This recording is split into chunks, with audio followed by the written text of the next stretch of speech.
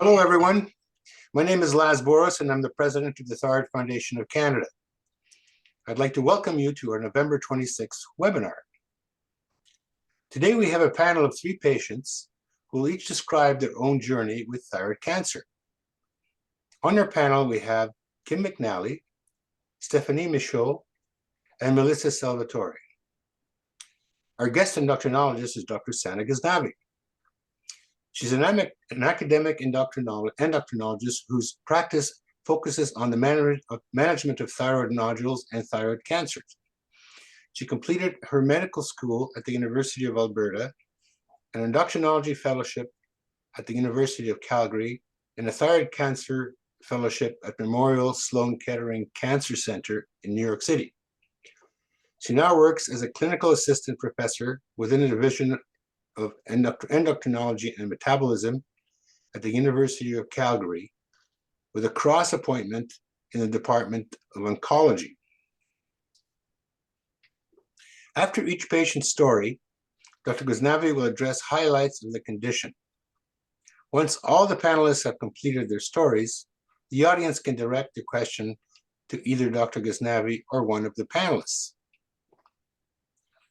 Catherine Keene, our administrator, will be acting as producer for this webinar. This means that she will be managing the technological aspects of Zoom. Some of our board directors will also be assisting. Anista Primachandran will be looking after the Q&A section. Lori Martin will be assisting us in the chat room. This event will be recorded and made available on our website later this week. A little bit of housekeeping before we begin. Today we are using the webinar functionality of Zoom. This means that you can see and hear the presenter and support team, but your audio and camera are not active, and we are not using the raised hand feature. You're able to communicate with other attendees using the chat feature at the bottom of the screen, so please feel free to join in. If you do not wish to see the chat previews displayed at the bottom of your screen during the presentation, please click on the chat button arrow and deselect the Show Chat Previews option. If you have any technical issues during the webinar, please reach out to Catherine via the chat feature. At this point, we are ready to begin with the stories from our panelists. We'll begin with Kim McNelly, who is also a vice president and director of patient support. Kim? Okay. Thank you, Laz, and good afternoon, everyone. So my journey began in 1981 at the age of 15. My mother just happened to notice a lump on my collarbone sitting across the table. So that sent me in for a biopsy, and the biopsy, it was done here in Kingston, revealed that I had mixed papillary follicular thyroid cancer. And of course, at 15, I'd never even heard of a thyroid gland. So I had to go to our Encyclopedia Britannica, that's how old I am, and look that up to see what that was. So I came into Kingston, had my surgery. My cancer was quite involved. So my thyroid, my parathyroids, and I had quite a large number of lymph nodes on the left side of my neck. They were all removed. The surgery was not without incident. I did end up with a paralyzed left vocal cord and palsy of the tongue. So I believe they nicked, there was maybe a nerve there that might have gotten nicked, but it certainly hasn't stopped me from talking or slowed me down, but it's been challenging at times. And to this day, I do have some swallowing issues, because I understand your vocal cord opening and closing is what helps you breathe and eat. And sometimes I can get choking, or I can take something in the wrong way, and that causes me some distress. But I do see someone in ENT for that, so I keep a close eye. Then in 1995, and when I had my initial surgery, unlike today, when they often will give a precautionary radioactive iodine, I didn't have anything. And my understanding is it was 1981. I was only 15. So I think they weren't sure that that would be a good idea. So in 1995, unfortunately, that cancer had spread to my lungs, and it probably had been there all along because I know thyroid cancer is very slow growing. So at that point, I had 9 tumors in my lungs, and I started 3 very heavy doses of the radioactive iodine. So in 95, I think 97 and 2000, I was in hospital for 4 days, drank the radioactive iodine in liquid form, and I was isolated in the hospital. And thankfully, that pretty much ablated the tumors. Of course, the effects of that are fibrosis of the lungs. So I do have kind of asthmatic or symptoms. I catch a cold. It takes me a long time to get over a cold. I ended up having COVID twice, and that was quite challenging as well because of my lung issues. But that being said, so I'm considered in remission. I'm checked every 6 months to 12 months by my endocrinologist. We do blood work. If there's anything suspicious happening, we look at that. My thyroid globulin has remained pretty good. Like I think it's around 2.5. It's quite low, and I feel that's reassuring. If I'm concerned about anything, she'll do tests, or I'll talk to my respirologist, who's also on my team now because of the lung mets. So some challenges, I've got some damage, like I mentioned, from the surgery, and then from the radioactive iodine, I ended up with my left parotid gland does not work anymore. So and maybe Dr. Ghaznavi, I was going to ask you, maybe if I'm saying this right, but I believe it's just fatty tissue. It doesn't actually do its work, that one on the left side, because it takes up that radioactive iodine, and there is a risk of it getting damaged. So that's kind of puffy at times, and sometimes my face will get red if I eat certain foods, and it's kind of inflamed, but nothing I can't live with. So again, I'm considered in remission. I have my good days and bad days. I'm a typical thyroid patient. I get cranky and tired and just feeling kind of down. But I've had a very full career with the public service. I've worked 35 years in corrections. I'm actually still working. I love my volunteer work. I find that this is a great way to sort of deal with the things that are going on in your life because you're with like-minded people. You're helping people that have questions or are going through what you're going through. I'm married. I have a daughter. I love to travel. I just got back from a trip to Turkey and Uzbekistan, which was phenomenal, last month. So it hasn't slowed me down, but I take that time when I need it to just sort of breathe and relax and let everything absorb. I think that's all I have, and thank you so much for joining our webinar. Thanks, Laz. Thank you, Kim. We'll pass it over to Dr. Ghaznavi now for comments. Sure. Kim, thank you so much for sharing your patient journey with us.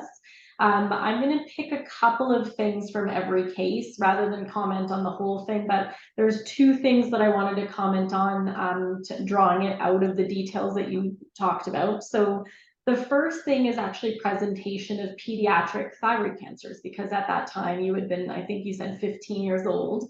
And we, the much more common presentation of pediatric thyroid cancers is how you presented, which is more advanced disease in terms of lots of lymph nodes involved and that sort of thing. There's certain subtypes of papillary thyroid cancer that are more common, such as the diffuse sclerosing variant, for example. So pediatric thyroid cancers, it can be a really kind of scary diagnosis for a young person to get, and then to say, well, not only do you have cancer, but actually it's spread throughout your neck and you're going to have a pretty extensive surgery to treat it, right? The second part that's really obvious in everything you said after that is that in thyroid cancer, there's a big balance between the harm that the cancer has caused you or is causing you or could cause, and the harm that we as treaters cause with the treatment itself. So the complications and side effects of treating thyroid cancer is not just, okay, you had the cancer, but you're going to lose your thyroid, and what kind of impact does that have? So, subtle things, like you said, where there are days where you're just like a thyroid patient and you have good days and bad days. I can completely understand that. That's a story that I hear in my practice every single day. And everyone kind of deals with that in different ways. And there's a spectrum in terms of how much it impacts. The loss of the thyroid impacts things like your cognitive functioning and that mental fog sort of component, or how much it impacts your energy levels at times. And it fluctuates within each person, and it's different from person to person. So I think one of the things to really understand about the more modern era of treating thyroid cancer is that you don't want to undertreat someone, of course, but I think what we've become more aware of, especially in the last 15 or 20 years, is we don't want to overtreat people either, where you're sort of, there's this famous thyroidologist. He's a thyroid surgeon who was the president of the American Thyroid Association. And in 2005, he gave an opening address for our American Thyroid Association meeting. And in that meeting, he said, "Let the punishment fit the crime," about thyroid cancer. And it became this really kind of famous statement. And it basically speaks to that every single time you choose to treat someone, or the aggressiveness of the treatment, you're going to cause certain downsides. So you really need to balance whether it's worth it, right? And so things like the radioactive iodine causing what you're describing as sialadenitis, so inflammation and fibrotic changes, so basically scarring of the salivary glands and the tubes that lead to the saliva going into your mouth, right? And so that leaves you with permanent issues. And yeah, you said really nice, like, well, it's nothing I can't live with. And you strike me as someone who's just, that's how that's your cognitive framing, is you just say, yep, this is what it is, and it's not going to slow me down and that sort of thing. But for sure, it's something that you have to live with, right? So yeah, so those are the two things that I thought were interesting in your case, is that pediatric thyroid cancers do present quite advanced, often require quite big surgeries. I think from my perspective, the main thing there to kind of convey to patients is, if you are someone who's been diagnosed with that, you definitely want to go to a high volume surgeon, someone who does a lot of those. At minimum, that's defined in the literature as someone who does 30 thyroid surgeries in a year. So you could think of they're at least doing 2 or 3 a month sort of thing. And that's the bare minimum. And that's because the complications of such as a big surgery can be a lot. You can damage the vocal cords because of, or not vocal cords directly, but the recurrent laryngeal nerve that makes the vocal cords move. You can damage the parathyroid glands and lead to permanent hypoparathyroidism and that sort of thing. So there are definitely things to consider there. And so essentially seek out a high volume surgeon, and then always understand that there has to be a balance between, is the cancer going to harm you, and is the treatment going to harm you, and sort of how to strike a balance between those. So yeah, those are my comments. Excellent. Thank you very much, Dr. Ghaznavi. We'll now move on to our second panelist, Stephanie Michel.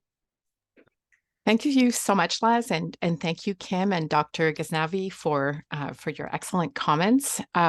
So my name is Stephanie Michel, and I have thyroid cancer. I'm currently under treatment. My journey started actually not via me, but via my mother. Last year, my mother, and I see Dr. Ghaznavi nodding. Last year, my mother was diagnosed with thyroid cancer and underwent a thyroidectomy, which caused my sister's doctor at one of her visits to ask my sister, what's up, what's going on in the family. She's a fantastic GP, my sister's doctor. And she said, discussed my mother's cancer and said, we should send you for an ultrasound. And so she sent my sister for an ultrasound, and lo and behold, my sister also was diagnosed with thyroid cancer, and she underwent a hemithyroidectomy. So feeling left out, and I kid, of course, I went to see my family doctor, and his response to me was, we actually don't screen for that. And, I don't think that there's anything to worry about, but I really insisted. I really, really pushed. And I want to pick up on something that Dr. Ghaznavi said as well about going to a high volume surgical center, because I live in Quebec, but I live in Gatineau. And I know that it's, relative to other cities in the province of Quebec, it's much smaller and I wouldn't have that kind of high volume individual that I would be seeking as well. So my doctor, my family doctor said, no, we're not going to send you for an ultrasound. But I advocated for myself and I pushed and told him, I'm not leaving without the requisition. So you're going to have to write this because I'm not going to leave your office. And he did. And we're fortunate in Quebec, I was able to go privately for an ultrasound, so which made things a little bit easier, for me to make my case. So of course he calls me back 36 hours later to say, I am so sorry. And yes, you absolutely need biopsies. We found 2 significant masses in your thyroid and they're highly suspect. And so, and he, he was very apologetic and said, I've had other patients like you. I said, no, you've changed my practice. So thank you. And, that's okay. So I was glad to be useful to him in that way. I did contact because I do work for a cancer not-for-profit myself, and I had done my research and was aware that I need to access a surgeon. And given my family history, I was erring on the side of caution. I wanted to access a surgeon that would have, a high volume practice of this kind of cancer surgery. So I did contact a clinic in Montreal to undergo a biopsy. And this is also a service that I paid for myself because we're able to do that in Quebec. And when I was, before going to the biopsy, did have a discussion with the surgeon to say, if it does come back positive, would you be able to do the surgery? And she agreed, which I'm very grateful for. So of course the biopsy did come back and it was, but it was based on a categorization. It wasn't absolute for cancer. It was, right on the cusp, the very last, I think it was a level 5. And then I had a level 3, which is the completely unambiguous. And so my surgeon wanted to carry out a repeat of the testing. And I also knew that her office did molecular profiling of tumors. So I did ask for that as well, just to inform my decision-making, because I didn't want to undergo thyroid surgery and be on medication for the rest of my life, without having certainty. And so I did undergo molecular profiling. And it was confirmed, absolutely. It was very, very clear to me. And so it made my decision as a patient really clear that, okay, this has got to come out. And she had warned me that it was a complete thyroidectomy for me because I had 2 masses on either lobe and I had aggressive mutations, they're called BRAF mutations, on my tumors, in addition to a type of translocation. And she said, depending on what I see in there, once I'm in, it's a plus or minus a neck dissection. And it turns out I did need a complete neck dissection in my case. And so I underwent a complete thyroidectomy and neck dissection on August 16th of this year. So I do no longer have a thyroid, and I'm under the careful watch of the surgeon in addition to an endocrinologist. What's happening with me right now is that I'm still producing, and I don't know my levels, and unlike Kim, and I'm going to check now, I'm still producing a significant amount of thyroglobulin. And so it means that I still have thyroid cells that are present. Of course, it couldn't be removed surgically. What I was also informed of when I received my pathology is that not only did I have those 2 tumors, but I also had 4 other ones also carrying aggressive mutations. Also going back to my family and my family history, it turns out that my grandmother also had thyroid cancer, which of course leads me to think that this is a family disease in my case, which I've also flagged to the endocrinologist. So in addition to undergoing molecular profiling of my tumors, I'm also going to undergo genetic testing because there is a chance that this might be part of a hereditary cancer in the case of my family.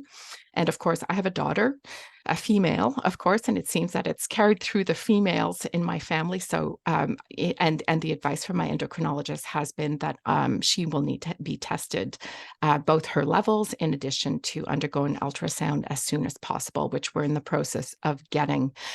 So my synthroid levels right now, since I'm still producing thyroglobulin, have been increased.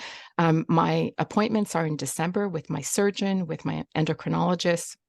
to make a decision about what is next. Of course, radioactive iodine seems to be in my future right now, but big question mark for me is whether or not I should get the results of the genetic profiling first before undergoing radiation, because I'm concerned, right?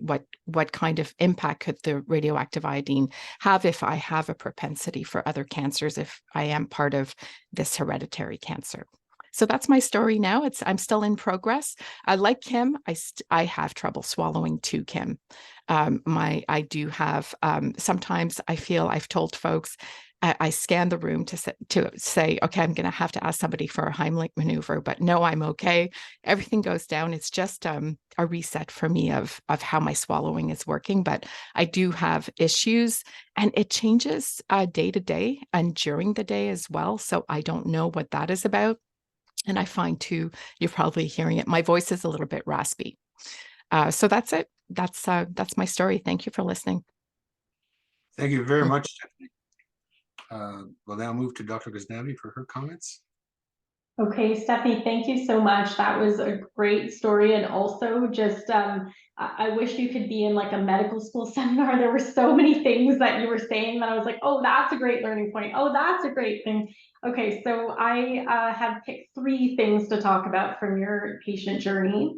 The first is in regards to just nodule workup. So patients who have nodules, and basically what the workup is. So I just wanted to comment on a couple of things. You had commented on the category that had come back. So essentially, when you have a thyroid nodule, the way that we risk stratify thyroid nodules, the way that we figure out which ones look suspicious for thyroid cancer and which ones don't, starts with the ultrasound. So what the features are on the ultrasound plus the size. And then certain nodules, based on their ultrasound features and the size, they'll meet the criteria for a biopsy. The ultrasound system that we use to score nodules is called TIRADS, okay? And that's the most common one by far. So basically, if you had a nodule that was, for example, TIRADS 5, which means it's very suspicious looking, then as long as your nodule is over a centimeter or a centimeter and a half, then you would qualify for a biopsy. When that biopsy is done, as many of you know on the call, you're basically going to have a needle that goes into the nodule under ultrasound guidance. So it should always be done under ultrasound guidance. So the person that's doing the biopsy can see where the needle is going. That's especially important when you have more than one nodule, because then how do you know which one you're sampling if you have more than one, right? So basically the biopsy is done. And when that comes back, the way that we categorize those results is something called the Bethesda system. You don't have to memorize that, but essentially when you get a biopsy result back, your result sort of communicates a couple of things. The biggest thing that it communicates is what is the chance of thyroid cancer in that nodule, because it's not always a black and white. So what I mean is the answer is not always benign, meaning it's fine, or it's cancer. In your case, you had what you told me was a Bethesda 5, which is suspicious for malignancy. Bethesda 5 has a risk of cancer of about 80%. Okay, and then your other nodule on the other side was something called a Bethesda 3, and Bethesda 3 has a risk of malignancy of about 15 to 20%, depends on where you live, within Canada even. So that's sort of what I would convey to my patients. Okay, well, you have these nodules. It's not a definitive, yes, it's cancer, but it's, a 15 or 20% chance of cancer on the one side and 80% chance of cancer on the other side. Then what's the next thing that you can do? Well, molecular testing is the next thing that you can do to figure out and further refine that risk. And so molecular testing is most commonly done in those Bethesda 3 and 4 nodules, those ones that we call indeterminate, which basically means your biopsy came back and they're still not sure. There's a higher than normal chance of cancer, but we just don't know what it is. And what I would say is molecular testing, unfortunately, is not available at every center across Canada. So you do need to do, and unfortunately this falls on patients to do often, which is do your research and try to find out where can your sample go that does run molecular testing. So for example, if you're in Alberta, you have access to reflexive molecular testing at the University of Calgary, no matter where you live in Alberta. So, so essentially the testing, then what it's doing is it's looking at your sample and it's trying to find mutations in that sample that we know cause thyroid cancer. 60 to 70% of papillary thyroid cancers are caused by BRAF V600E mutation. So the very mutation that you had, that's the most common mutation that causes a nodule to actually become cancer. And so essentially that molecular test is looking to see in your sample, does it harbor BRAF? And most of the molecular tests, they look for many other ones too, not just BRAF, but you know, our platform looks for about 168 different mutations that cause thyroid cancer. So to summarize then, basically, if you're having a nodule workup, what you need is you need first a high quality ultrasound. So you need an ultrasound that actually tells you what does the nodule look like. It gives a Thyroid score. So is it, you know, a low score thing that looks benign, or is it a high score and it looks really cancerous? Then you need a biopsy done. If your biopsy comes back indeterminate, meaning it was not conclusive, you should seek out molecular testing on that, because that can give you more information about whether something is cancer or not. And in your case, it changed the extent of your surgery. So say that Bethesda 3 nodule had come back reassuring on the molecular, maybe you would have just had your half a thyroid removed, but because it came back with the BRAF mutation, you have the whole thing removed, right? So that's the first thing, is basically the nodule, what we call risk stratification, figuring out if it's cancer or if it's not cancer.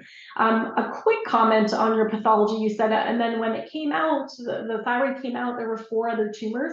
Multifocal papillary thyroid cancer is very, very common. And actually the better that our pathology has gotten, and what I mean by that is, if you look at the way that they processed a thyroid back in the 90s or early 2000s, and then you look at the way that they process a thyroid that comes up now, the slices are so thin that we're finding a bunch more of little spots of thyroid cancer. And so now someone that in 1995 would have been called, oh, you just had the one cancer, it was 2 centimeters, 3 centimeters, whatever.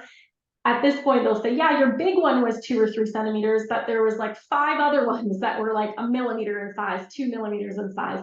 And that has to do not because we're having more multifocal disease than we did before, but because the processing for pathology has gotten so good. You can think of it as like the resolution is increased, right? And so you're able to see all these little pixels, and those pixels are multifocal disease. So we realize, because of how it's processed now, that multifocal thyroid cancer is actually the more common form, okay? And so basically don't be surprised if you see that on your pathology reports. It's very, very common. Okay, and then the next thing that I thought was very interesting is the whole family component, right? So essentially what constitutes a hereditary thyroid cancer is, at minimum, is having 2 first-degree relatives that are affected already. So you had your mother and your sister, those are 2 first-degree relatives. If I was seeing you in my practice, I would be highly suspicious that you have a hereditary thyroid cancer. And so I think there's certain ones that the main distinction to make in hereditary is this a syndrome? So what I mean by that is, for example, this is not what you have, so not to freak you out in any way, okay? But patients who have medullary thyroid cancer, a big component of them will actually have a syndrome called MEN, multiple endocrine neoplasia. And it's super vital that we know that, because those patients will have other predictable, presentation of other types of tumors as well. So they have thyroid, but they can also get pituitary problems, parathyroid problems, adrenal problems. And so we need to know if their medullary thyroid cancer is syndromic, if it's part of a syndrome, or if it's not syndromic. The vast majority of papillary thyroid cancers are not syndromic. They don't run with other tumor types. And I think that's super important, because one of the common questions that my patients will ask me is, does this does the fact that I got thyroid cancer and my mom has it and my sister has it, does that put me at risk for other types of cancer as well? And those non-syndromic papillaries, as far as we know, it does not put you at risk for other types of cancers, right? And so I think getting genetic testing is very reasonable, and then having screening for your daughter, very reasonable, at least a neck ultrasound. And I would say if it's clear, probably every 5 years or so. The pediatric guidelines need to be updated, and so we don't have great evidence about that. So I'm giving a disclosure that I'm sort of using my best guess as a thyroid expert, that potentially every 5 years or so is a reasonable timeline. Okay. Okay, so that was number 2, is basically hereditary thyroid cancers.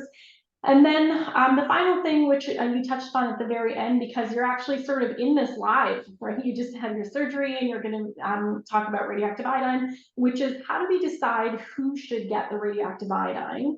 And in your case, you have very reasonable concerns about a big radiation exposure, especially if you do have something that puts you at risk for other cancers in the future, right? And so I think the main thing to ask your endocrinologist once the thyroid has come out and you have your pathology report is, what is my stage for thyroid cancer? And then second is, what is my ATA risk of recurrence? The risk of recurrence is actually more important than the stage in young people and people who are under 54, because in young people, everyone is stage 1, unless you have spread outside the neck to the lungs or the bone, okay? So basically, if everyone's stage 1, it doesn't give you a lot of information, right? And what does give you information is the ATA risk of recurrence. And so if you're, for example, low risk of recurrence, what we know about that group from all of the literature is that they do not benefit from radioactive iodine. So they have a very good, as a group, the survival is about 99 to 100%, and it's hard to make that any better. And the risk of recurrence is under 5%, and we know that in cohorts where we gave radioactive iodine to low-risk patients, that we couldn't drop their risk any further than 5%. So essentially, if I was a patient, I would hear that information and say, so you're telling me if I take radioactive iodine, I can't improve my survival and I can't reduce my risk of recurrence, but I'm getting radiation exposure. That math to me is very simple. Don't take the treatment, because it's not benefiting you, but it could potentially harm you in the future, right? In the form of secondary cancers. And also dry mouth and dry eyes, all the other sialadenitis and that sort of thing. So find out your risk of recurrence. Now, if you're an intermediate risk of recurrence, it's very gray zone. It's very much depends on, did your thyroid globulin go completely down after the surgery? How good was the surgery? Did they get everything out? What did they find in the pathology that made you intermediate risk? Was it just a few tiny lymph nodes, or was it an aggressive subtype and a whole bunch of lymph nodes and all that stuff? So basically what I'm saying is intermediate risk, there's no hard and fast rule. It's very heterogeneous. And so you have to look at each case. High risk, almost always there's a rationale to give radioactive iodine, because the risk of recurrence is at least 30% or above, meaning there's a high chance that it's going to come back. And so for most of us, we would treat a high risk patient with radioactive iodine to try to reduce that risk. And what we're really doing is, when a thyroid surgeon takes the thyroid out and lymph nodes out, they're getting all the visible disease, what we call macroscopic disease, but they cannot get microscopic disease, because by definition it's microscopic. Those lymph nodes in your neck, if they're harboring cancer, they look like normal lymph nodes, and there's dozens and dozens of them. So of course you can't pluck out every one of your lymph nodes in your neck, and so you're leaving behind what's called microscopic disease. And with the radioactive iodine treatment, we're trying to kill that microscopic disease so it doesn't grow back in a high-risk person. Okay, so those are things to ask your doctor about and to consider when trying to decide whether radioactive iodine is right for you or not. Thank you so much. Very useful. Thank you. I will. Thank you very much, Dr. Ghaznavi. We'll now move to our third panelist, Melissa Salvator. Thank you so much for having me today. It's a pleasure to be here to share my story. So maybe as I begin, I'll just say that as young women, we're constantly reminded to check our breasts for lumps, to be suspicious of moles on our bodies, and to check our menstrual cycles for irregularities. While each of these checks is extremely important, we're often not advised to check our necks for lumps or enlargements that may help in the early detection of thyroid issues.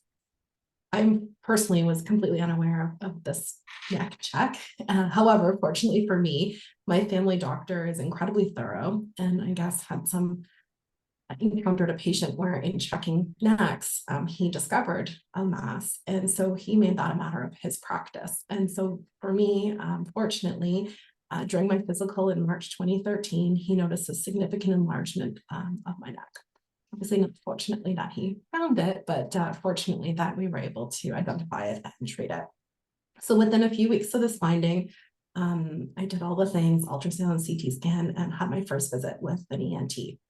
And during this time, my blood work was quite normal, so there wasn't really an indication that something was amiss. However, I had a large mass in my neck that was over 8 centimeters. And so it had grown inwards, so it's not that I, completely missed this neck growth, but rather it was through his check that he felt the enlargement, and that was confirmed through CT. And then the ENT performed a fine needle aspiration biopsy, which resulted in the diagnosis of papillary thyroid cancer. Following that, I had a total thyroidectomy and a lateral neck dissection to remove the affected lymph nodes. And I have a good scar from behind my ear all the way across to the other side of my neck, but it healed really well. And most people, although you can see parts of it sort of behind the neck along the front, most people wouldn't even notice it, which I think is not just a testament to the surgery and the surgeon, but just how our bodies can heal. That said, when the pathology came back, over 22 of the 40 lymph nodes were also cancerous. So it had spread pretty extensively in the neck, which was, I think, expected given the CT results. And so I was scheduled for radioactive iodine treatment. So I was 29 at the time, and although young, as Dr. Ghaznavi just expressed, because of that neck involvement, they thought that was the next best thing. So I remember it was July, everyone was enjoying barbecues on the summer, and I was on a low iodine diet, getting ready to drink my toxic cocktail. So not the cocktails everyone else had at the barbecue, but a special kind, and getting ready for some isolation. So I was fortunate I was able to do it at home, and my husband stayed with my parents just to make sure that we had enough distance. We were in a huge house and only had one bathroom, so wanted to do all that we could to keep both of us safe. And in that case, I had thyroid injections. So at that time, it wasn't in short supply, and so it was easier to come by, and although quite expensive because it's not covered by, at least in Ontario, our public health, but thankfully we both had benefits through work, and so it made it accessible and certainly easier to prepare for the radioactive iodine. Unfortunately, my post-radioactive iodine scan showed that the thyroid tissues had spread outside of my neck into my chest and both my lungs. So pretty unexpected outcome for my age, and given that I really didn't have any symptoms, and my thyroglobulin levels were quite high, well over 300 at that time. And I also had thyroglobulin antibodies, making it a little bit more complicated in terms of measuring. So I'm sure many of you on this call have heard that thyroid cancer can be coined the good cancer. I don't think any of us would agree that there's a good cancer, but I certainly at that point realized that the good cancer can misbehave. And in my case, mine was what I coined misbehaving. And so had to wait a couple of months before I could have another round of RAI. I started seeing a naturopathic oncologist. In Ottawa, we were lucky. We actually had an integrative cancer center. It's since rebranded, but started to take various supplements, doing acupuncture, all the things that I could to help my body to heal from the treatments I had and the treatments I was about to have, and just doing what I could to improve the immunity in my body. I received my second dose of RAI in November 2013. Ironically, I think it was 10 years ago yesterday. So just funny how the timing of this session. This time, though, the doctors thought that I should not use Thyrogen to prepare. And so It wasn't so much because I couldn't access it or that it was not financially feasible, but rather using a bit more of an old school way to put the body into a more susceptible state to uptake that RAI treatment. And so I was removed from my Synthroid, my thyroid hormones, for several weeks. I can't tell you how tired I became, but the time went by really fast, actually, because you're sort of in a state of a bit of confusion, not necessarily confusion, but just you're just really tired, really lethargic. And so someone who's pretty high active and high energy, the time actually passed pretty quickly, just sort of staring outside the window and watching the snow fall and whatnot. I also couldn't drive during that period for the last couple of weeks because they consider such a state of hypothyroidism and impairment. And so for those of you who are familiar with TSH, my TSH ended up going over 90, which I guess was what they were hoping for prior to the dose. And so, and also was in the low iodine diet, observing low iodine diet during that period. Thankfully, it was effective. And so it was, as the doctors had hoped, when they did the follow-up scan, most of what lit up, for lack of a better term, the first time on those scans was dark, which was a good thing. And where there was a little bit of uptake, it demonstrated that there was still the radioactive iodine was doing its job. And my thyroid globulin levels for my blood work that followed had dropped from well over 300 to around 20, which was pretty significant. And so since then, fast forward 10 years, my blood markers have been stable. Someone mentioned earlier that the thyroid globulin levels are still quite high. It took time for them to normalize. And my endocrinologist likes to say that they're a long-term game. So not getting too worried when you see little blips, but rather seeing sustained patterns. And so fortunately, I've been plus or minus sort of 20 ever since. Since then I've traveled to over 30 countries. I have a successful career, a fulfilling life. I continue to have ultrasounds to monitor things. Things have been pretty clear.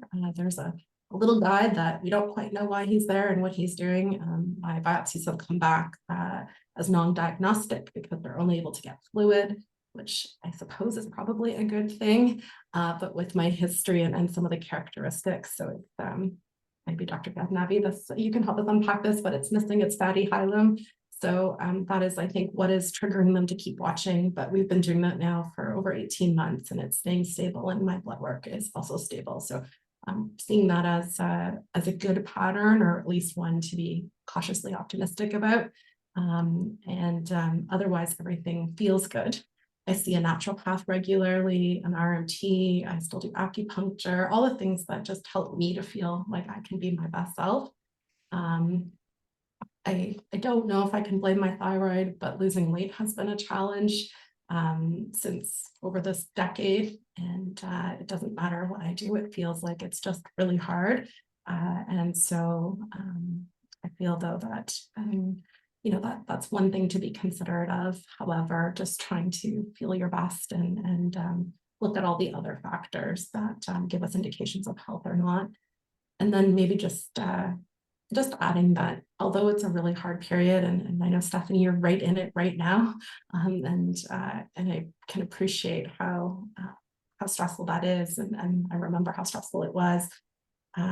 Looking back on that period, I can appreciate how it really has transformed me to appreciate the little things that I definitely took for granted at 29 and 30, that I find myself now at 40 helping people who are much older than I get perspective in life and think about what we should be worrying about or not worrying about, what really matters. And if I can book a trip, I will. There's I'm optimistic that I will have many more trips in my future, but I don't want to miss an opportunity to take one while I can.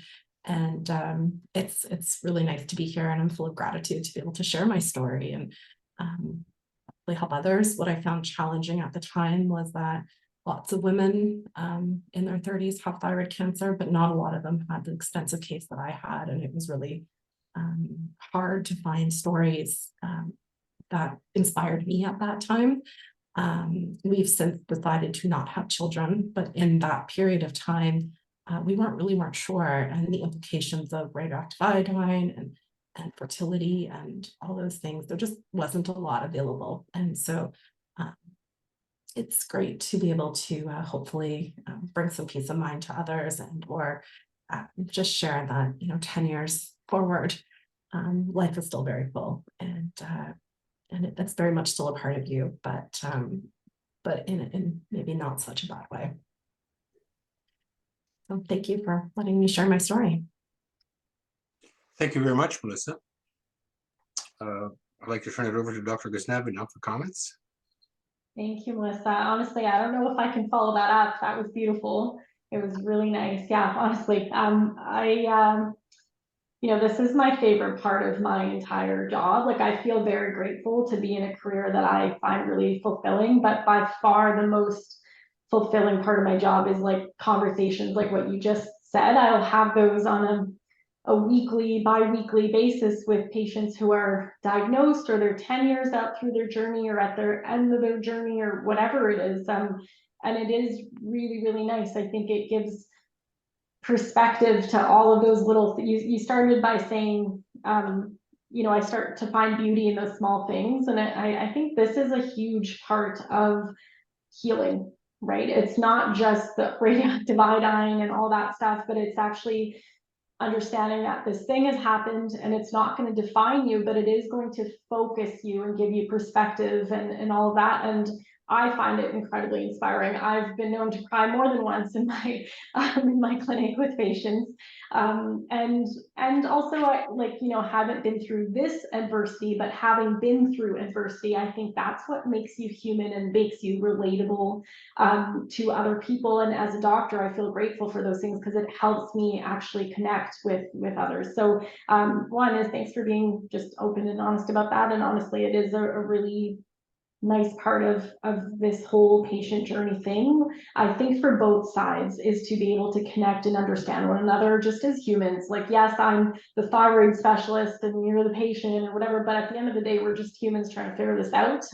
And yeah, I think it's really nice to have that connection. And I think we had talked about this before the call had gone live, is just the fact that a lot of patients do integrate naturopathic remedies or treatments or that sort of thing in the oncology world specifically, and that specifically for me, I don't see that as something that has to be an either or thing. It's not like either you take my treatment, you do everything I say in conventional medicine and randomized controlled trials, or you're doing this other thing.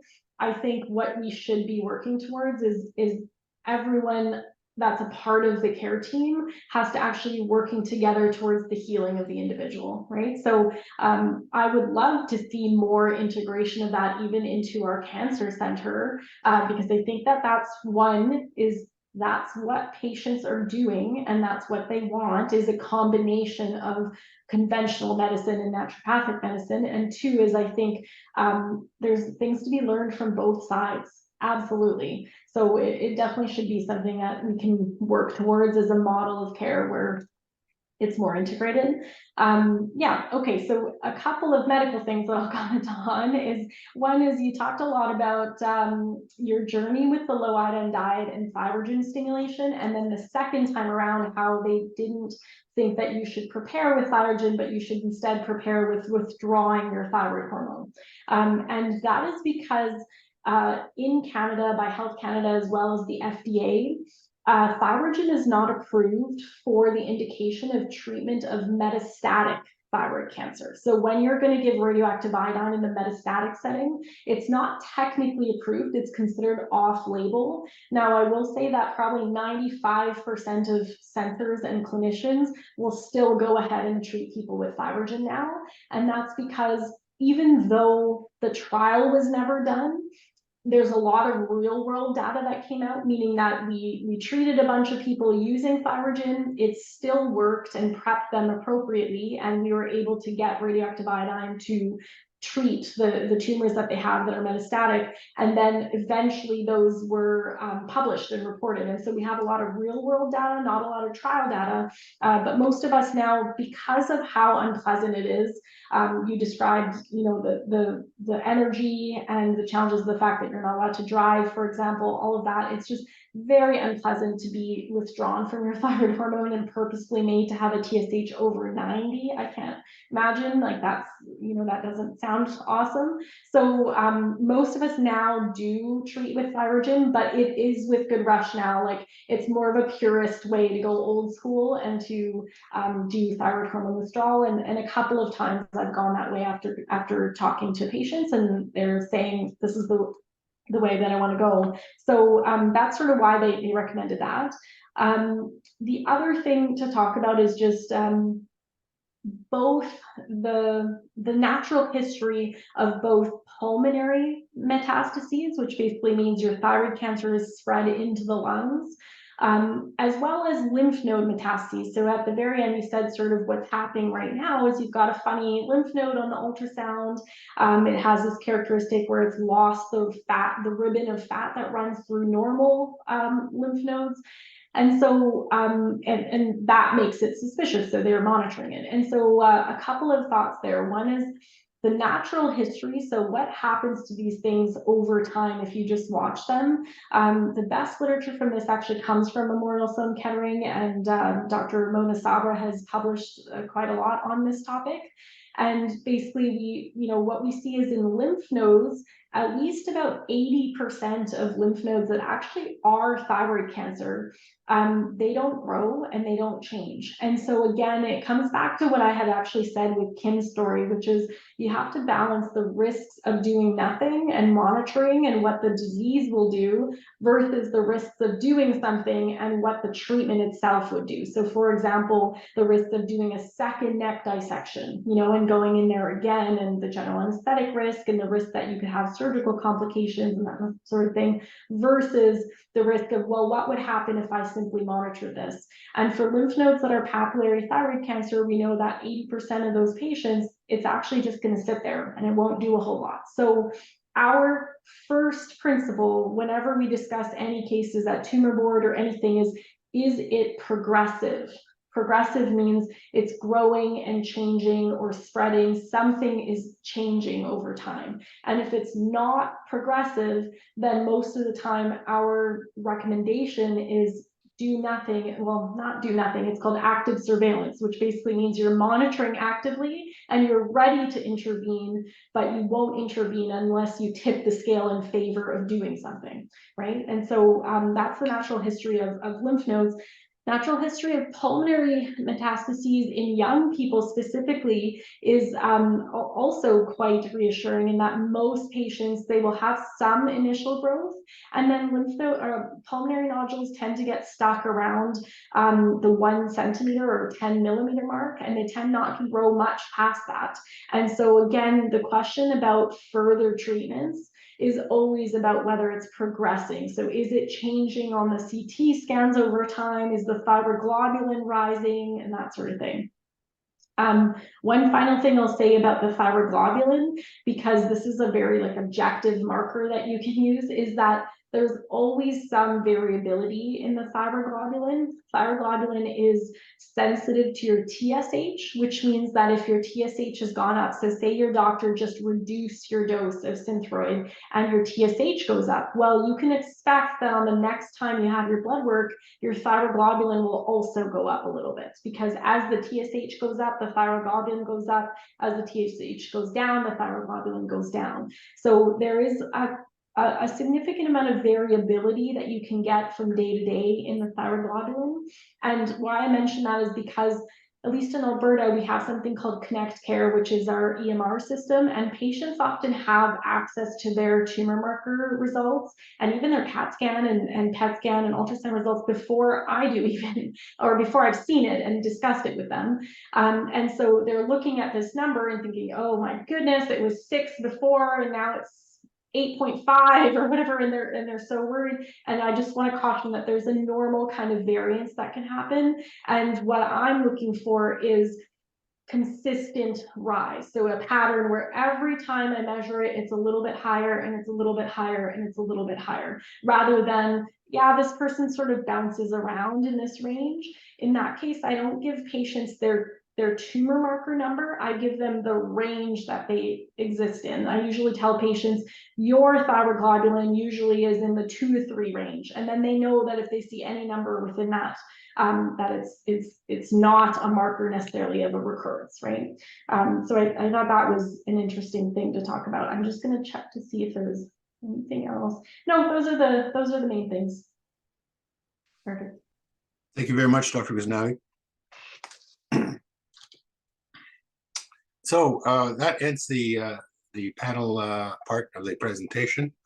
Anista will now read your questions for Dr. Sana Ghaznavi or the panelists. Please remember, use only the QA feature located at the bottom of your screen for your questions.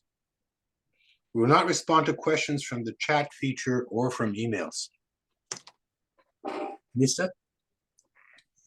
Thank you again to our panelists for sharing your experiences with us. And thank you, Dr. Ghaznavi, for all your thorough input. We do have a few questions that came in the Q&A. I believe they're directed at Dr. Ghaznavi. So I'll start with the first question, which is, do we know why in Canada our tumors are not automatically tested for gene mutations? My endo did advise me if I have a recurrence, they would test it because I have PDTC, but I'm just curious if we know why they aren't automatically tested. Thanks. Okay, so this is an easy one. The short answer is funding. Funding is the reason why we don't test all tumors. As you know, as someone who has been a part of integration of molecular testing into our clinical care pathway in Alberta, I can understand that if you only have a certain budget and you need to test certain tumors, that it makes sense to start with the ones where you're going to need to treat these people right away. And so you're using that information to change your management, to do something different. And so, for example, if in a low risk thyroid cancer cases, so say we have, I don't know, each year about 300 low risk new diagnoses of low risk thyroid cancer in Calgary, so about 600 or so between Edmonton and Calgary. Those patients, we know that only about 2 or 3% of them are ever going to recur and need further treatment. And so in that case, if I'm not, but if I was someone who was in charge of funding and that sort of thing, I probably would say, okay, that's not who I'm going to start with. I'm going to start with patients who present initially with metastatic disease, or they present as high risk. So the potential for metastatic disease is there because my mutational testing is going to be prognostic, but it's also potentially in the era of what's called targeted therapy. It's also potentially going to change their treatment. And what I mean by that, just to give a very quick primer, is I remember earlier I had said, while Stephanie was talking about her cases, that thyroid cancers get tested for the mutations that they have that make them thyroid cancer. Well, drug companies in the last 7 or 8 years have been developing drugs that target those specific mutations that your tumor has. So a common example of a drug that's just been approved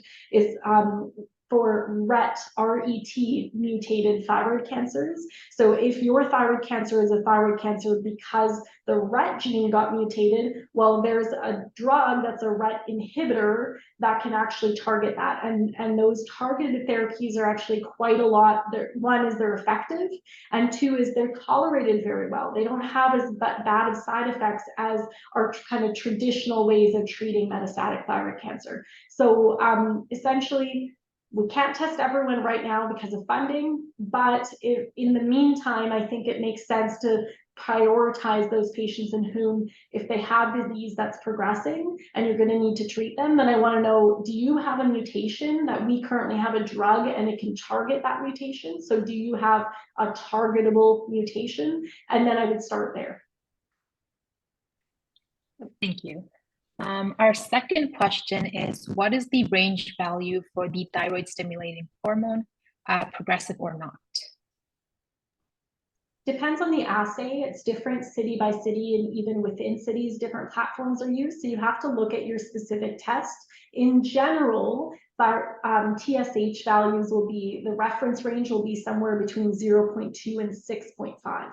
So it depends, and some assays will cut off at 4 as a normal or 4.5, but as a generalization, 0.2 to 6.5 is normal for the population. I think that's the most important thing to know, is it's for the population, which is a bell curve, and you're going to be somewhere on that bell curve. So it may not, what's normal on the test might not actually be normal for you. So a quick example of that is, say my normal is always 4, and then my endo suppresses my TSH down to 0.5. Well, I'm technically still normal on the test, but it's not my normal. So I might feel hyperthyroid with the 0.5 because before my thyroid came out, I always had a 4. That's why when I first see patients and I'm dosing their Synthroid, I actually look at any historical TSH values I have available on their electronic record to say, what did your thyroid used to do? What is your body used to for the last 5, 10, 15, 20 years?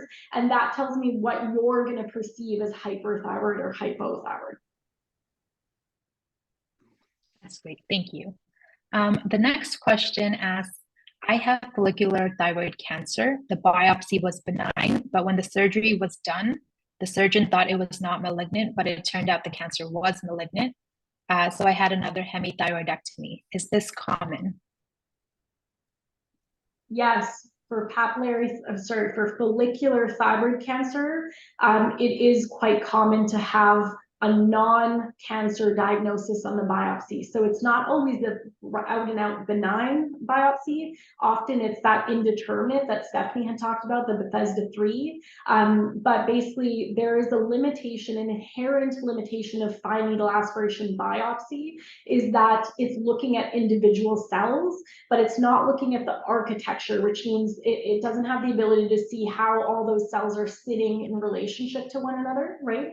And so because of that, it's hard to diagnose something like follicular thyroid cancer or Hürthle cell cancers on fine needle aspirate. Often those are diagnosed as something else beforehand, but then the nodule keeps growing, or it looks funny on the ultrasound, or there's a mutational finding like a RAS mutation, and that drives the person to surgery, and then they realize, oh, it was actually follicular thyroid cancer. So all that we talk about with the risk stratification and fine needle biopsy is really most applicable to papillary thyroid cancer, which is 85% of all thyroid cancers, but folliculars and Hürthle cells, it's hard to get a biopsy that says that it's that beforehand. Thank you. The next question is, as a woman with fluctuating hypothyroidism for over 25 years, and my mother had extreme hyperthyroidism or Graves' disease, and not a good follow-up and suffered greatly. Do I need to wait to feel a lump before getting an ultrasound, or is this something my endocrinologist should request every few years as part of routine care?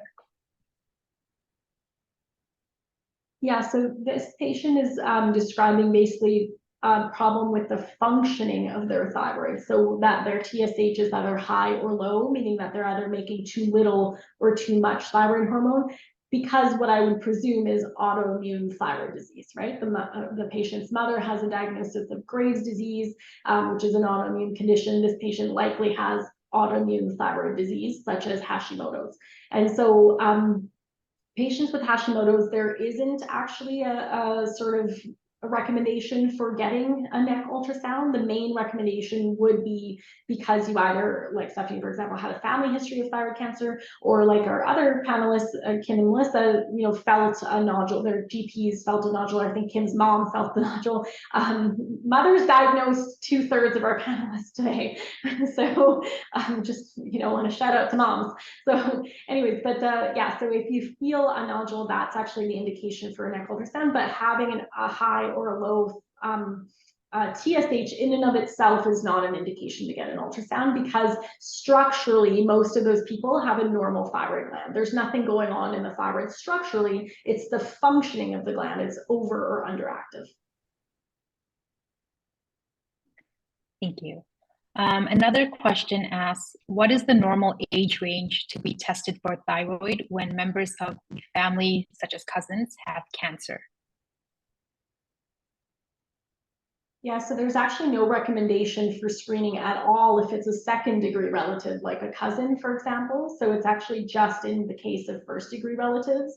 And in that case, it would depend on how many people were impacted, and also at what age they presented with their thyroid cancer. And then finally, it really depends, most importantly, on what kind of thyroid cancer. So for example, if you had a medullary thyroid cancer, as I mentioned before, and it might be part of a syndrome like MEN, then we often screen those, the kindred, so the children of the index patient, we'll screen them when they're babies, and they sometimes do, depending on which mutation they have, sometimes they need thyroidectomies as children. So it really depends on who has the thyroid cancer, what type of thyroid cancer, what mutation it is. Thank you. Is a thyroid globulin value of 0 a realistic goal for someone who had a total thyroidectomy followed by a couple of neck surgeries for recurrence? Yeah, usually not. Usually not, because by saying that you've had a couple of surgeries for neck recurrence, basically what you're saying is you've had persistent disease in lymph nodes. And in that case, you're most likely looking for a good scenario, looks like a stable thyroglobulin. Often those patients don't get their thyroglobulin down to 0, meaning that there's no thyroid cells left. Often their number sort of just stabilizes, and even if they have multiple neck surgeries and radioactive iodine and you've treated those spots, often there's still some low level detectable thyroglobulin present. And yeah, that's one of the things that can be hard for sure, just psychologically hard about, like, you can't, you know, it's that difference between saying, well, you're in remission or you're treated versus you're cured. And it feels better emotionally to be cured than to say you're in remission and that sort of thing, because there's always that window of doubt sort of thing, right? So, and I understand that. And so I talk about this with my patients all the time. I think it's hard to, you know, you want it to be 0, but sometimes it isn't realistic to get it down to 0. And I try to reassure patients that it's the stability that's really the most important thing. And then, like a lot of our panelists say, at that point, it's sort of just minimizing the impact of how much you allow that to kind of affect your day-to-day life and what you think you're capable of and how full your life is and all of those things. I think that especially for my younger patients, I'm thinking of specific people that are, you know, in the age of 18 to 25, it's really tough because it starts to define them, and I feel afraid to move on to certain aspects of their life. For example, like getting married or having children, or, you know, all that, or even starting their careers because of the doubt that's there.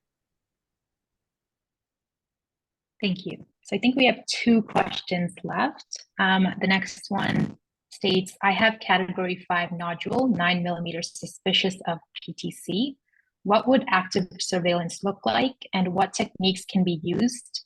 And what are the risks of this approach? This patient has had Hashimoto's treated for 15 years. Yeah, so thank you. I didn't talk about active surveillance today, but it's a big topic in and of itself, and maybe TFC can put on a talk about active surveillance at some point. But it, you know, with a 9 millimeter papillary micro, or what's probably a papillary microcarcinoma, because a Bethesda 5, a category 5 biopsy is associated with around an 80–85% chance of cancer. So let's sort of just assume, okay, this is a small papillary thyroid cancer. The decision between active surveillance and doing a surgery comes down to a number of different things. The first has to do with the patient themselves. So what do you want to do? So for example, so I'm the primary investigator for the active surveillance trial. That there's a pan-Canadian study, and basically I'm leading the Calgary arm of it. And so I see patients all the time for consideration of active surveillance, so watching their small papillary thyroid cancers instead of doing surgery. And the first thing that I try to figure out is, what is the value system of this person? So are you someone who's what's called a medical maximalist? Do you think more is better, earlier is better? I want to aim for cure, and I'm going to lose sleep overnight if I know that this thing's still sitting in my neck. in that case, you should go for surgery. I think it's the best thing for that person and their peace of mind to proceed with the surgery. Then there's the medical minimalist, the person who says, I value my body in its natural form. I don't want aggressive treatments. I don't want to lose my thyroid and be on synthetic thyroid hormone replacement. They often have close others that have dealt with thyroidectomy, and they have experience of what that looks like for that person. And so in that case, I would say basically the person factor is checked off in terms of proceeding to active surveillance. So my first thing is understand the human and what their value system is, and do you want to monitor, and could you sleep at night knowing that you've got a small papillary thyroid cancer? So that's person factor. The second factor is tumor factors. So is it safe to watch this particular thyroid cancer? And that comes down to really the expertise of the radiologist who is doing the neck ultrasound monitoring. And in my, like, so for example, in my case, I read all of my own ultrasounds, like the images, I open them up and I look at them and I interpret them along with the radiologist. And so, you know, it comes down to the expertise of your medical team, the endo and the radiologist that's watching you. And they really need to be careful about two things. The first is making sure it is only in the thyroid, that it's not poking out of the thyroid, and that it's not in lymph nodes. So ruling out any suspicious lymph nodes. So if it's in the thyroid, then you're good to go. And then the second is it growing at all, right? So we know that if it's growing, then most of these continue to grow at the rate that they're growing, but that the vast majority of papillary microcarcinomas, so under 10 millimeters, about 93 or 94% of them in all the literature around the world, they do not grow or change. They don't spread, they don't poke out of the thyroid, they don't go to the lymph nodes. So the majority of these small spots will remain small and never change. So I think that's the tumor factor. So we've got patient wants to do it, the tumor is appropriate to watch. And then the final thing is do you have the medical infrastructure? So do you have high quality neck ultrasounds available? Are you someone that lives somewhere where you could seek routine medical follow-up, because, or are you going to be totally lost to follow-up and then 5 years goes by and no one's seen your thyroid gland and we don't know what's happening? So I think being realistic about what level of follow-up that you can follow through with and that sort of thing is the final factor, which is the kind of healthcare system factors. So if all those three things align, I think you're a candidate for active surveillance. If any of those factors are not in place, then I think the conventional treatment of a thyroid lobectomy, or potentially a total if you needed it, would be the way to go. Thank you. And the last question is it always recommended to go for thyroid genomic testing before deciding for a surgery as a patient? No, most of the time you don't need genetic testing, or I think what you mean by genomic testing is mutational testing of the tumor itself. So not testing the person to see if they've got kind of a hereditary syndrome, but to check the tumor. Most of the time, no, you don't need that. You need it when the biopsy is uncertain, where you don't know if it's cancer or it's not cancer. There's lots of studies looking at whether doing mutational testing on cancers can be prognostic and help patients determine whether they should do a total or a partial or that sort of thing. And none of them are super helpful right now. Like, it's not clear that it actually changes our management. And so, you know, I don't think that it's necessary for every person, but I think if you've got an indeterminate biopsy and you're not sure if it's cancer or not, then for sure molecular testing can help. Great, thank you. So that was all for the Q&A. Thank you again to our webinar panelists and Dr. Ghaznavi. Thank you very much, Anissa. I'd like to thank our panelists and Dr. Ghaznavi for giving us this presentation on thyroid cancer. I would also like to thank our webinar team for making this educational event a success. Thank you, team. A special thank you goes to Sanofi Canada for supporting this event. I'd like to mention, if you have some spare time and you would like to volunteer to help others with thyroid disease virtually from home, please call us on our helpline at 1-800-267-8822 or email us at info@thyroid.ca. You can also assist us by becoming a member or making a donation by visiting our website at thyroid.ca.